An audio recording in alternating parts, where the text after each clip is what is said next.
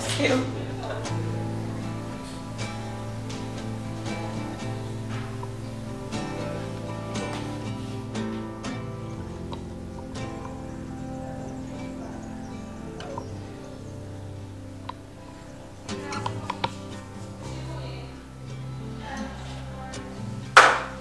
Tady jsem dala jednu do prostřed.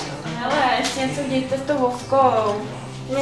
Já ji mám ostříhanou. Ty si kočka, panečku. Já ji mám ostříhanou. Ale v ofinku bych ti dala růzový. Čelem přestala. Já vím. Tak já někomu řeknu, ať ti je namaluje, jo?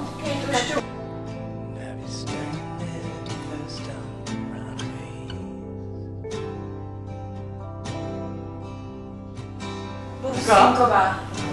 Jo. Ty už mám zase. Už mi se šejnala. To je rád, to bude červená.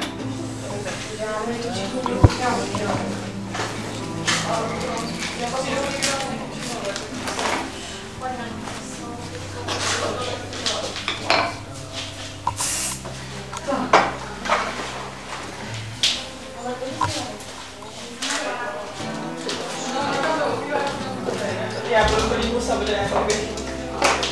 Tako. Ježišmarja. Děkujem. Ježišmarja. Neřekni, ale.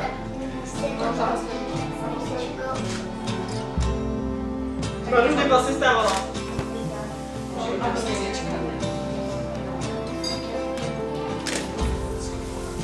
Takže ty věci, já to budu zlouto. Slyším.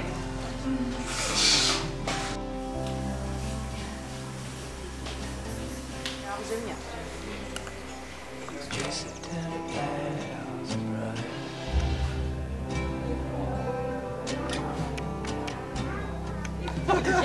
Tak si to dej sem, to můžeš taky vrátit. Já jsem taky stříhala včera, máme To naše máma to fixuje. Sednou na bobek. Ahoj. 100 000. To. Ale chtělo by to tam ještě. To bych chtěla ještě takhle asi. Co jsem vám řekla, Bobo, honem, i buďte se, vy jste taky honem. Já bych taky ne. Jo. Budu držet, nebo já budu držet, ale vy to ty nejde. Nestihla jsem to, že ty. Jo, takhle. Ne? Děvčata. Jo, to by to. No já už jsem tady dobrý 20 minut, jako. Jo. Jedna ten už tady zatrhává za šaty, ne? Já bych ho tam nedával. Ne.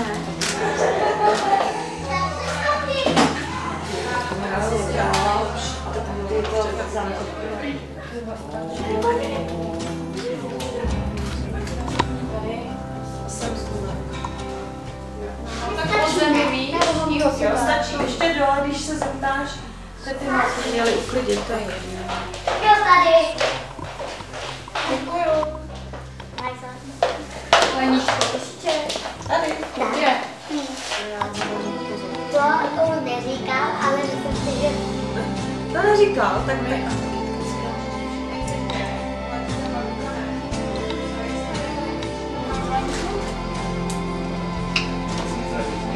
Jo. Až teď. Děkuji, ocenka.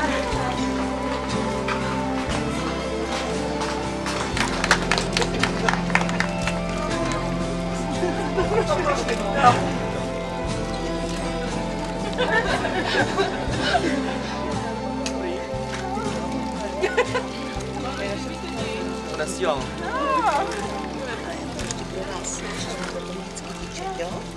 A taky publikum. Jo, jdu pro ně. Vemte si každý něco k jídlu, než půjdeme na obřad, pak budete mít hlad. Máme už teď to. No.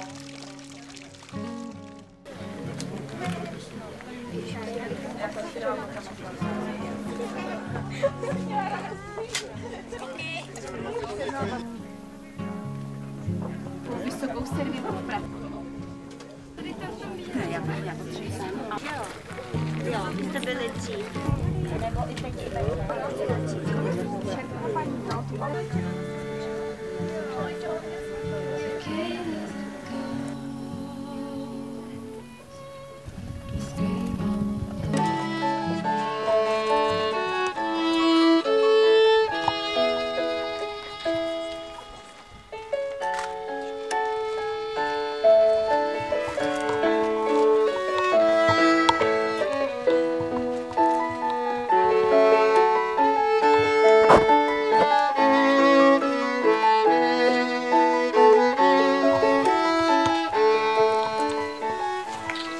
Vážení snoubenci a svatební hosté, chtěla bych vás na tomto historicky zajímavém místě, přímo v glorietu takzvaného Klobouku, na návrší Kolévka u Kouta na Šumavě přivítat a současně vám představit pana místostarostu magistra Luboše Kuboně, místostarostu obce Kout na Šumavě.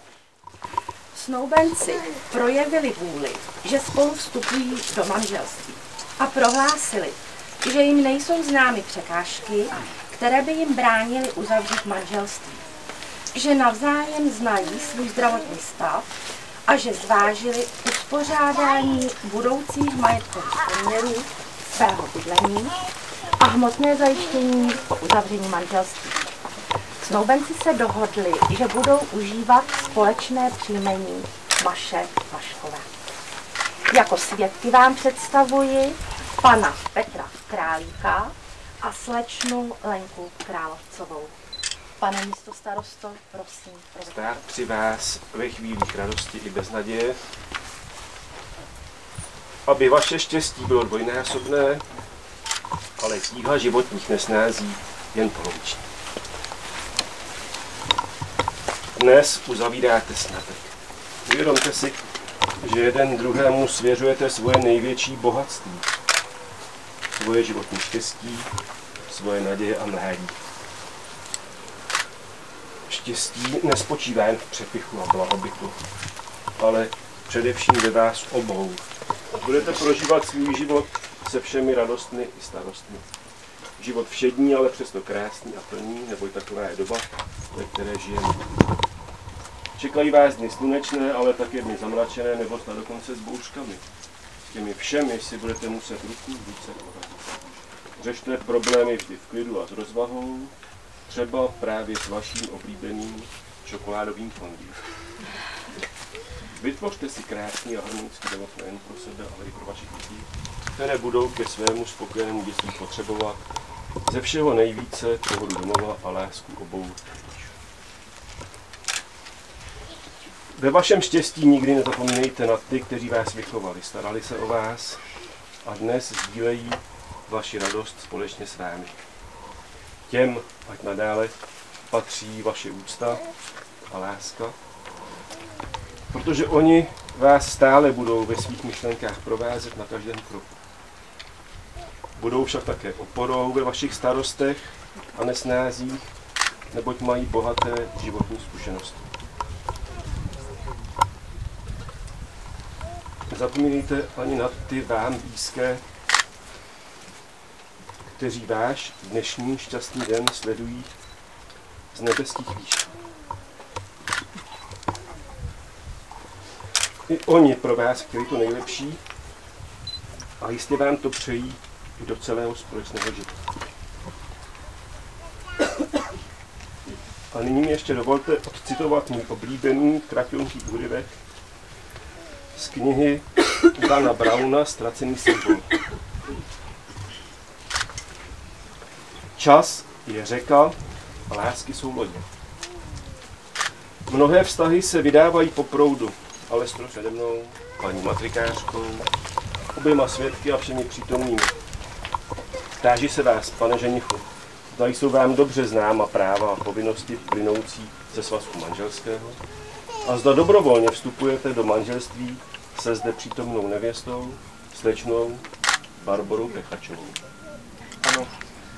Děkuji.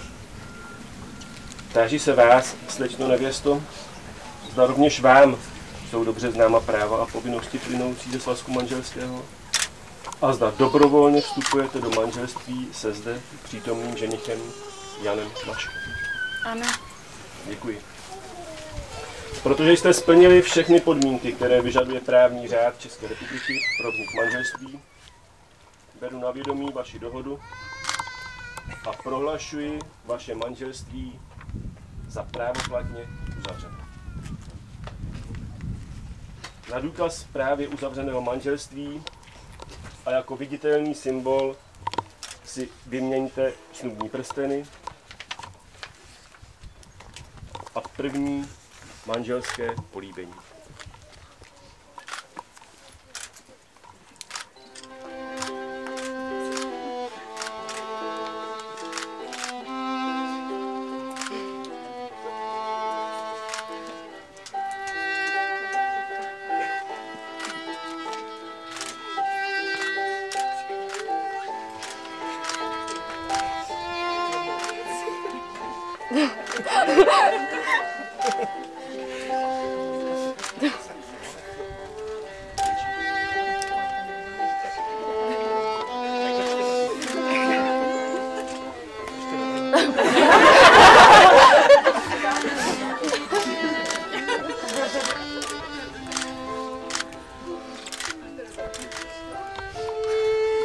Nyní vás žádám, abyste podepsali vy i vaši svědkové zápis o uzavření manželství.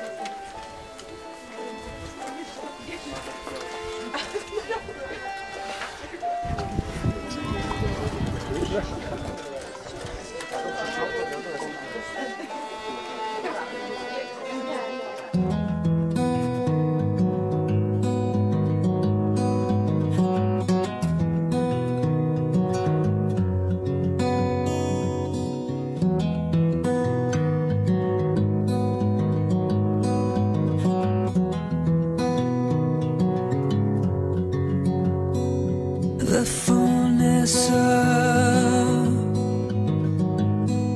your grace is here with me. The richness of your beauty is all I see. The brightness of your glory has arrived. In your presence, God, I'm completely satisfied. For you I sing, I dance, rejoice in this divine romance. Lift my heart and my hands to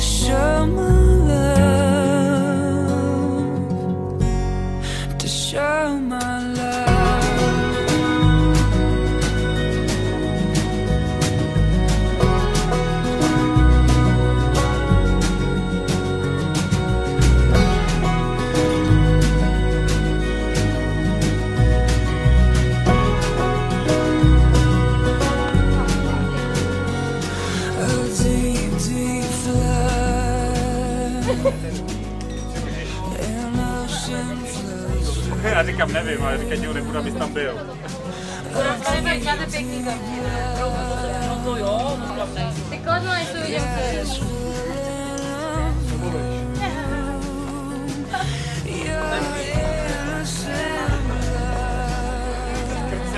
Tu, co jsem... Ja? Ja.